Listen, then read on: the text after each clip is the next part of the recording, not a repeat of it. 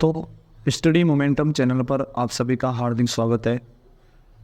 आज की अपनी क्लास जेनेटिक्स के बारे में अपन बात करेंगे। इससे पिछले वाली क्लास में अपन ने बात की थी कि जेनेटिक्स के संदर्भ में आनुवांशिकी के क्षेत्र में सबसे पहले सफल प्रयोग करने वाला जो वैज्ञानिक था वो मेंडल था। मेंडल ही पहला वैज्ञानिक था जिसने आनुवांशिकी के क्षेत्र में सबसे सफल प्रयोग किए थे। मेंडल ने अपने आनुवांशिकी के क्षेत्र में जो सफल प्रयोग किए थे वह जिस पादप के ऊपर किए थे उस पादप का नाम सभी को पता है, उद्यान मटर, जिसका वैज्ञानिक नाम पाइसम सेटाइवम होता है।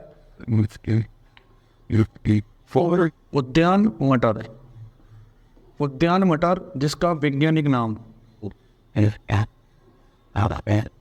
पाइसम सेटाइवम नाम का पादप होता है, जिसके ऊपर मेंडल ने अपने आनुवांशिकी के क्षेत्र के प्रयोग किए थे। मेंडल ने मटर के पादप के ऊपर अपने जो प्रयोग किए थे उन प्रयोगों में मेंडल ने कौन कौन से लक्षणों को काम में लिया, कौन कौन से लक्षण अपने प्रयोगों के लिए चुने, उनकी बात अपन आज के टॉपिक में करने वाले हैं।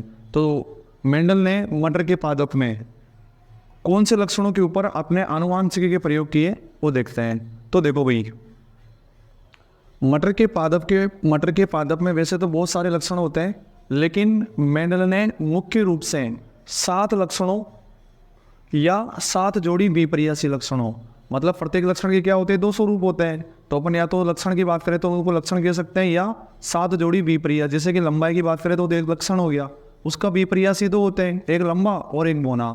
तो या तो 7 लक्षण जैसे लंबाई, अब प्रत्येक लक्षण के 2 विपर्यासी होते हैं, एक लंबा और एक बौना। तो इस प्रकार से 7 जोड़ी विपर्यासी लक्षणों का चयन किया।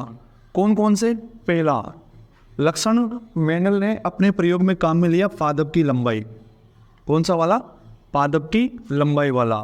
पादप की लंबाई में 2 विपर्यासी होते हैं कि पादप या तो लंबे हो सकते हैं या कैसे हो सकते हैं, बौने हो सकते हैं। दूसरा लक्षण पुष्प की स्थिति। पुष्प की स्थिति में जो पुष्प है वो अक्षीय हो सकता है या शीर्षस्थ। अक्षीय और शीर्षस्थ का मतलब क्या होता है भाई? अक्षीय का मतलब होता है कि अगर किसी पुष्प की ग्रोथ साइडों में होती है, शीर्ष की ओर नहीं होती, तो उस वाली कंडीशन को अपन अक्षीय कहते हैं। जैसे बात करें कि ये कोई पादप है, अगर इस पुष्प में शीर्ष पर एक पुष्प बन जाए, उसके बाद इस पादप में पुष्पों की जो वृद्धि है वो किधर की ओर होती है? पार्श्वीय स्थिति में होती है, मतलब साइडों की ओर होती है। इस प्रकार से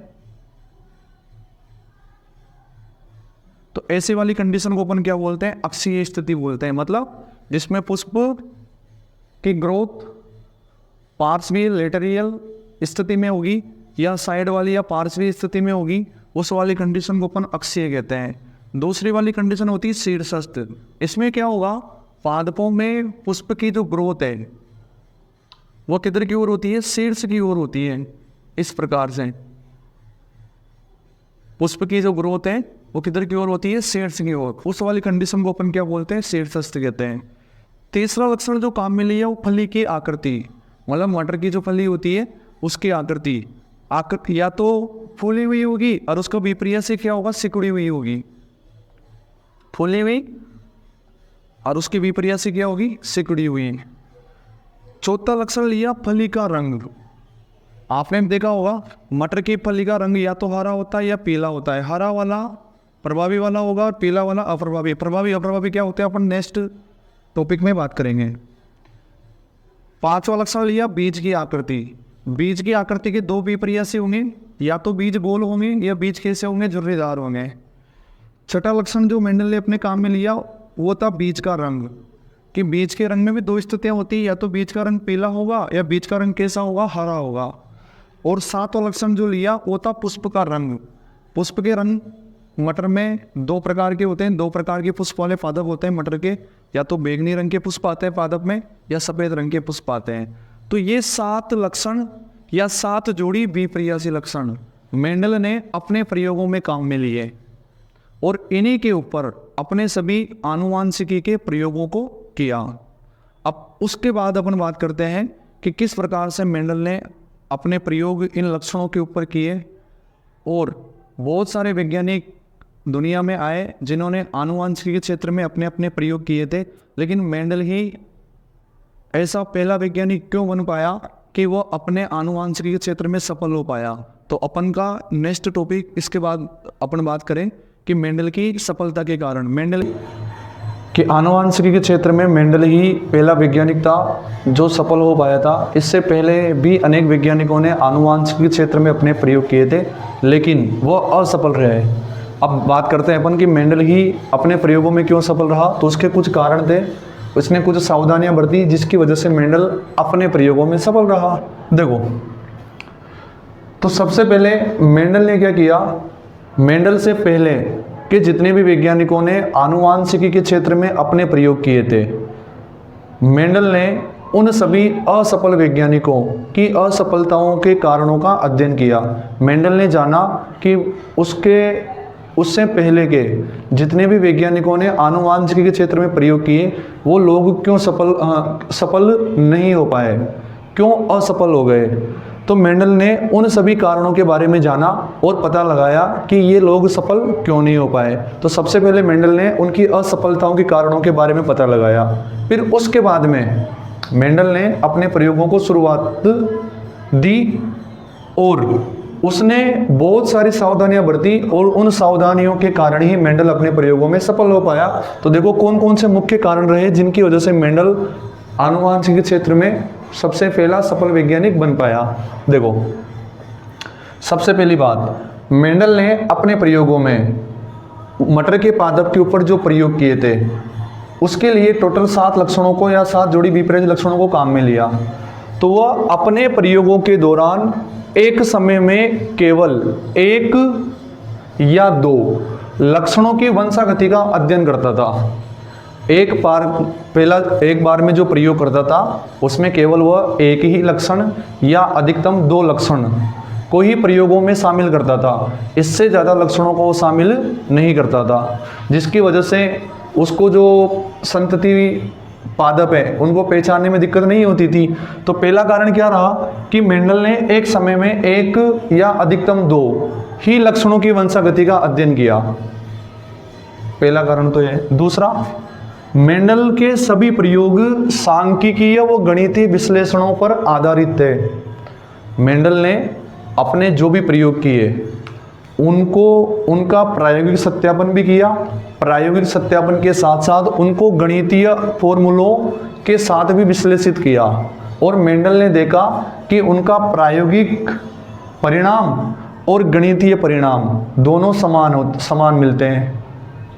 तो दूसरी सफलता कारण क्या रहा कि इसने सभी प्रयोगों का सांख्यिकीय और गणितीय विश्लेषण किया, इसलिए मेंडल अपने प्रयोगों में सफल रहा क्योंकि इसके गणितीय जो परिणाम थे वो बिल्कुल प्रायोगिक परिणामों के समान मिला करते थे। तीसरा, मेंडल अपने प्रयोगों में जो भी पादप लेता था वो सभी पादप कैसे लेता था, शुद्ध लक्षणों वाले।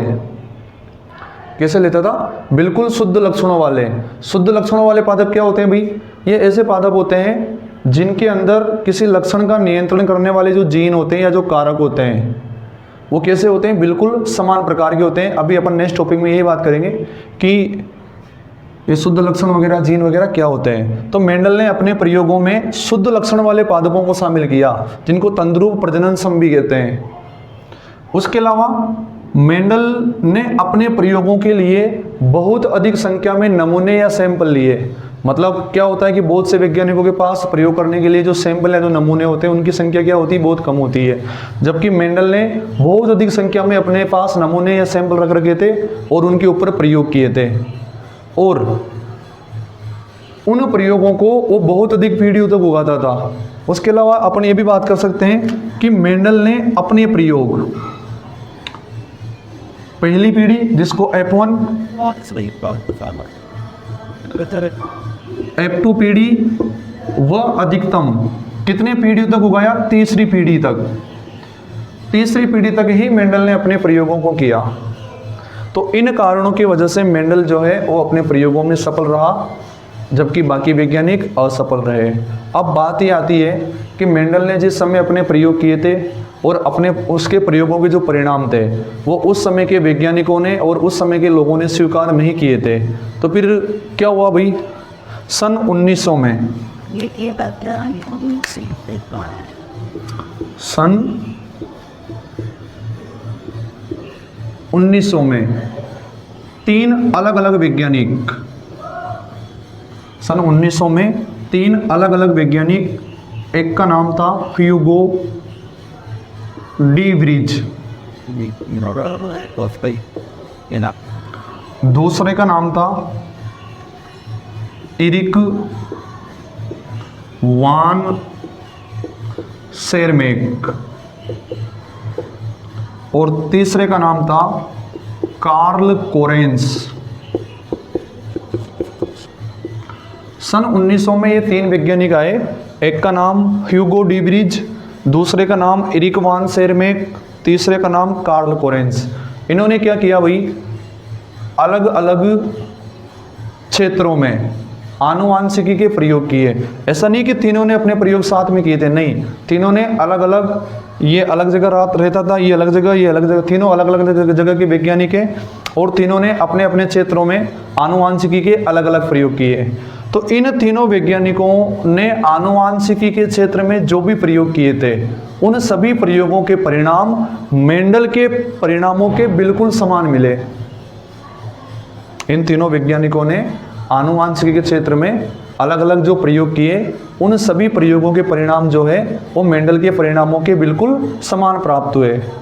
और फिर इस प्रकार से ये तीनों वैज्ञानिक मेंडल के परिणामों को वापस दुनिया में लेकर आए। इसलिए इस घटना को मेंडल के जो नियम है उनकी पुनः खोज कहा जाता है। और ये जो तीनों वैज्ञानिक है उन नियमों के पुनः खोज करता है। तो मेंडल के नियमों की जो पुनः खोज है जिसकी वजह से अपन वर्तमान में पढ़ पा रहे हैं वो इन तीनों वैज्ञानिकों की देन है, जिसकी वजह से हम आज मेंडल के प्रयोगों को पढ़ पा रहे हैं, उनके परिणामों को पढ़ पा रहे हैं। अगर ये तीनों वैज्ञानिक आनुवांशिकी के प्रयोग नहीं करते और इनके परिणाम मेंडल के समान नहीं मिलते तो हम आज मेंडल को नहीं जान पाते और ना ही मेंडल को पढ़ पाते।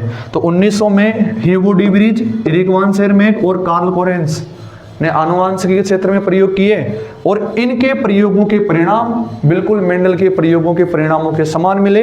इस कारण इनको मेंडल के नियमों